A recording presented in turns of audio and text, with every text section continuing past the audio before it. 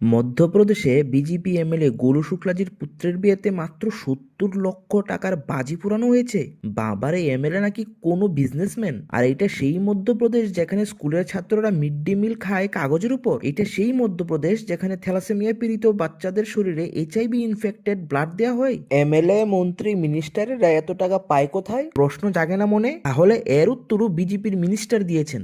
হ্যাঁ, ত্রিপুরার BJP minister Shri Sudhanshu Das নিজে বলেছেন যে ওনারা টাকা পান সোর্স মানি থেকে। আর সোর্স মানিটা কি? সোর্স মানিটা হলো কন্ট্রাক্টরদের নাকি কাজ দিলে এর কিছু অংশ ওরা মিনিস্টারদের বা মন্ত্রী এমএলএদের দিয়ে থাকেন। মানে যত বেশি ওনাদের পছন্দের ব্যক্তিদের কাজ, তত বেশি ওনাদের ইনকাম। ইলেকশনের আগে বড় বড় মিথ্যা কথা বলে পাওয়ারে আসার পর এদের প্রধান কাজ হলো নিজেদের স্যালারিটা বৃদ্ধি করা। যেমন উড়িষ্যাতে এসে এরা বেতন প্রথম 1 লাখ টাকা থেকে 3 লাখ টাকা করে নিয়েছে। ত্রিপুরাতেও বেতনে 100% বৃদ্ধি। জনগণ চুলোয় যাক, বেকার চাকরির জন্য মন্ত্রী মিনিস্টার বাড়ির সামনে ধর্ণা বসুক, এদের কি আসে যায়? আমার আর আপনার কাজ হবে দুদিন পর পর ব্যাংকের সাথে আধার কার্ড লিঙ্ক করা, আধার কার্ড আপডেট করা, আধার কার্ডের সাথে প্যান কার্ড লিঙ্ক করা, এইসব। ত্রিপুরার মধ্যে আগে নেশা সামগ্রী আসতো লুকিয়ে, আর এখন ওপেনে রেলে করে আসছে।